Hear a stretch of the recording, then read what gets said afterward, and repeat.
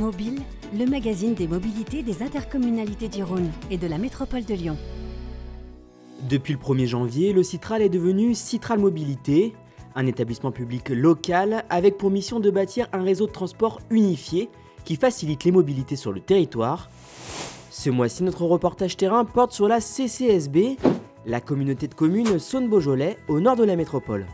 Derrière moi, il y a la gare de Belleville-en-Beaujolais, qui est une gare qui a été en forte croissance ces dernières années. Il y a aussi les cars du Rhône, juste derrière. Et juste là, vous voyez le totem d'ailleurs qui n'a pas encore été changé, où il y a CCSB. Donc ça, c'est une des navettes qui a été reprise par l'établissement public aujourd'hui. Le principe, c'est que chaque fois qu'il y a un train qui arrive, il y a une navette qui part et qui fait le tour de Belleville-en-Beaujolais. Je pense que si par exemple il n'y avait pas eu la navette, peut-être que j'aurais revu ma position parce que ça m'oblige à faire après 3 km à pied, quoi. Une intermodalité coordonnée en termes d'horaire et pratique. Voilà l'un des enjeux du territoire Saône-Beaujolais. Pour favoriser également l'utilisation combinée du vélo, la communauté de communes mise sur le développement de ces pistes cyclables, déjà bien structurées comme sa voie verte, qui serpente entre Belleville et Beaujeu. Mais c'est un bel axe ça, parce que dès l'instant qu'on vient d'un peu loin, on prend le train et on arrive à Belleville ou à Saint-Georges-de-Renin d'ailleurs. L'intermodalité bus-vélo, ouais, elle peut être intéressante à l'avenir aussi. Et comme ça on fait ces derniers kilomètres, 1 km, 2 km, 3 km qui restent en vélo.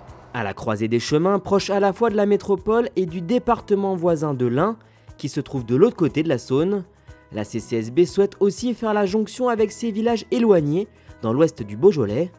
Le territoire perçoit donc son entrée dans le nouvel établissement public local comme une opportunité pour ses mobilités. L'enjeu principal, il est entre nos territoires voisins et un bon équilibre entre les nouveaux transports sur le Val-de-Saône et puis pour aller chercher aussi et offrir des choses dans la ruralité, qui est très dépourvue aujourd'hui de réponses en matière de transport. Citral Mobilité a décidé d'investir dans la sécurité à bord de ses lignes Cars du Rhône.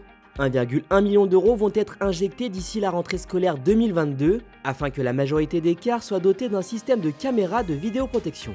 Pour permettre même à celui qui aurait une petite crainte puisse se dire qu'il peut voyager tranquillement, sereinement et peut-être laisser sa voiture. Et c'est tout l'enjeu de ce dispositif. En faveur de la transition écologique, Citral Mobilité va mettre en service d'ici 2023 90 véhicules électriques et bio-GNV sur ce même réseau Cars du Rhône. On a une émission sonore, une pollution sonore divisée par 2, une émission de particules fines très inférieure, également une baisse de dioxyde d'azote et de CO2.